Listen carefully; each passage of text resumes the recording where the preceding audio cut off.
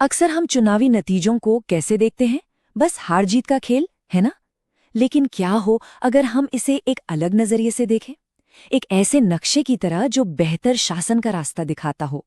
और इस सफर में हमारा गाइड होगा डेटा। तो चलिए इसी सोच के साथ इस पूरी कहानी को समझते हैं। हम बात कर रहे हैं मणिपुर के काकचिंग की और साल 2022 के चुनावी नतीजों की। पर इसे सिर्फ एक जीत या हार की तरह मत देखिए। इसे एक पहेली समझिए। एक ऐसी पहेली जिसके हर टुकड़े को जोड़कर एक बड़ी तस्वीर सामने आती है। ये है काकचिंग। ये सिर्फ एक चुनावी नक्शा नहीं है, ये 30,000 से ज्यादा लोगों का घर है। एक जीता जागता समाज जिसकी अपनी एक पहचान है, अपनी उम्मीदें हैं। और इस कहानी का सबसे अहम नंबर 1205। जी हाँ, सिर्फ 1205 वोट।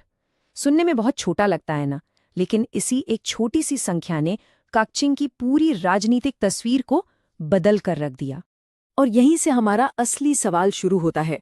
जब कोई चुनाव सिर्फ कुछ 100 परिवारों के वोटों से तय हो जाए, तो क्या हमें इसे एक जीत मानना चाहिए या फिर एक चेतावनी? ये दरअसल वोटरों का एक सिग्नल है जिसे समझना बहुत बहुत जरूरी है। तो चलिए अब चुनावी नंबरों से हटकर सीधे जमीन पर उतरते हैं, लोगों के बीच, क्योंकि किसी भी जगह की राजनीति को समझने के लिए उसकी मिट्टी और वहां के लोगों की जिंदगी को समझना सबसे पहला कदम है। कांगचिंग की तस्वीर में दो रंग साफ दिखते हैं। 64% आबादी ग्रामीण है और 36% शहरी। इसका सीधा सा मतलब है कि यहाँ एक तरफ खेत खलियान की चिंताएं हैं तो दूसरी तरफ शहर की जरूरतें, और राजनीति इन्हीं दोनों के बीच संतुलन बनाने की कोशिश करती है।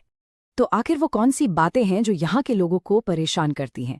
देखिए, ये रोजमर्रा की जिंदगी की चुभने वाली सच्चाइयाँ हैं। सड़कें जो बनती ही नहीं, गर्मियों में पानी की एक एक बूंद के लिए तरसना, एक अदद जिला अस्पताल का ना होना, और हाँ, सरकारी नौकरियों के वो वादे जो बस वादे ही रह गए। और जब ये बुनियादी ज़रूरतें पूरी नहीं होती, तो ये सिर्फ एक प्रशासनिक नाकामी नहीं होती, ये लोगों के सम्मान के संवैधानिक अधिकार से जुड़ा मामला है। लोगों की आवाज़ सुनना, उनकी तकलीफ़ों का समाधान करना, यही वो तरीका है जिससे शासन लोगों के सम्मान को बनाए रखता है। चलिए अब वापस आंकड़ों की दुनिया में लौटते हैं। 2022 में जो हुआ, उसे समझने के लिए इन नंबरों की गहराई में उतरना होगा, एक फोरेंसिक जांच की तरह। अब जो आप देख रहे हैं वो किसी राजनीतिक भूकंप से कम नहीं है। जरा इन आंकड़ों पर गौर कीजिए। 2012 में कांग्रेस का वोट शेयर था 62.2%। 10 साल बाद 2022 में ये सिमट कर रह गया सिर्फ 21.6%। मतलब 40% से ज्यादा की सीधी गिरावट। ये सिर्फ एक हार नहीं है, ये एक बड़े राजनीतिक बदलाव का साफ साफ इशारा है। और नतीजे एक और दिलचस्प कहानी कहते हैं। देखिए, एनपीपी 31.49% वोट लेकर जीत गई। मतलब जीतने वाले उम्मीदवार को 1/3 से भी कम वोट मिले। ऐसा क्यों हुआ? क्योंकि बाकी का सारा वोट विपक्ष की कई पार्टियों में बंट गया। और यही इस हार की सबसे बड़ी वजह थी। जो कोर वोट पारंपरिक तौर पर कांग्रेस और उसके सहयोगियों को मिलता था, वो जेडीयू और एनसीपी जैसी पार्टियों में बुरी तरह बिखर गया। जब आपका मुख्य वोट बैंक ही टूट जाए, तो समझिए कि आपकी बुनियाद में ही दरार आ गई है। लेकिन 2022 का नतीजा कोई एक दिन की बात नहीं है। अगर हम थोड़ा पीछे मुड़कर देखें, तो पता चलता है कि ये काकचिंग के वोटरों के बदलते मिजाज के एक लंबे पैटर्न का हिस्सा है।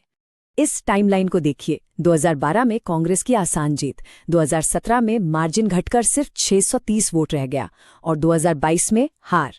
ये साफ दिखाता है कि काकचिंग में राजनीतिक भरोसा विरासत में नहीं मिलता, उसे हर चुनाव में नए सिरे से कमाना पड़ता है। और यहाँ के लोग अपने अधिकार को लेकर कितने सजग हैं, इसका सबूत है ये नंबर 89%। ये काकचिंग का औसत वोटर टर्नआउट है। इतनी भारी संख्या में वोटिंग का मतलब है कि यहाँ का वोटर बहुत जागरूक है और वो अपने नेताओं से हिसाब मांगना जानता है। अब एक नजर डालते हैं मुख्य उम्मीदवारों के प्रोफाइल पर। ये एक पूरी तरह से डेटा पर आधारित तुलना है, किसी भी तरह के पक्षपात के बिना। हमारा मकसद किसी व्यक्ति पर टिप्पणी करना नहीं है, बल्कि ये समझना है कि वोटरों के सामने क्या विकल्प थे। असल में ये लड़ाई सिर्फ दो उम्मीदवारों के बीच नहीं थी, बल्कि दो अलग अलग सिस्टम के बीच थी। एक तरफ कांग्रेस के उम्मीदवार की साफ छवि और जेएनयू की अकादमिक पृष्ठभूमि थी, तो दूसरी तरफ सत्ताधारी दल का मजबूत संगठन, केंद्र से आने वाली फंडिंग की ताकत और विकास के बड़े बड़े दावे थे।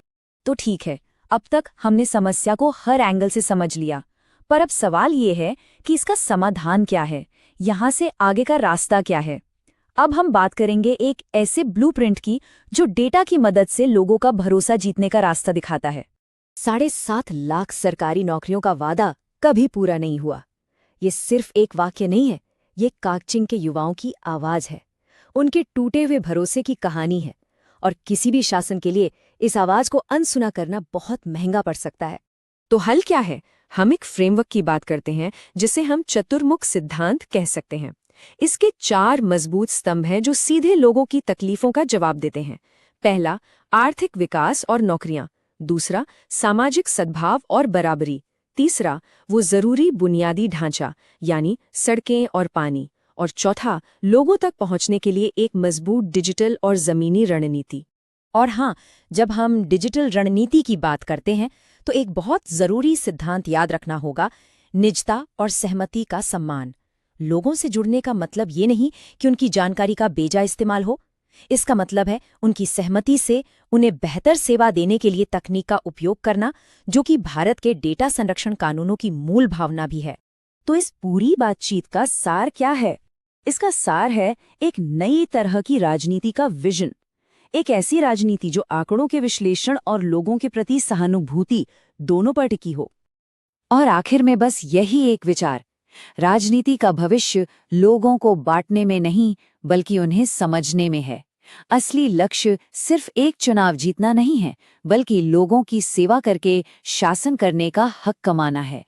तो हम इस पूरी बातचीत को एक सवाल पर आकर रोकते हैं। हम हर चुनाव को सत्ता की जंग से सेवा की एक दौड़ में कैसे बदल सकते हैं? काकोचिन का ये जनादेश हमें यही सिखाता है कि वोटर अब सिर्फ वादे नहीं चाहते, वो सम्मान और समाधान चाहते हैं। और शायद यही किसी भी लोकतंत्र का सबसे बड़ा मकसद होना चाहिए। यदि आप एक जन केंद्रित नेता बनना चाहते हैं और अपने निर्वाचन क्षेत्र का उत्थान करना चाहते हैं तो blueprintstrategies.ai से mgr@blueprintstrategies.ai पर संपर्क करें या 08042041602 पर कॉल करें। राजनीति से परे उद्देश्य।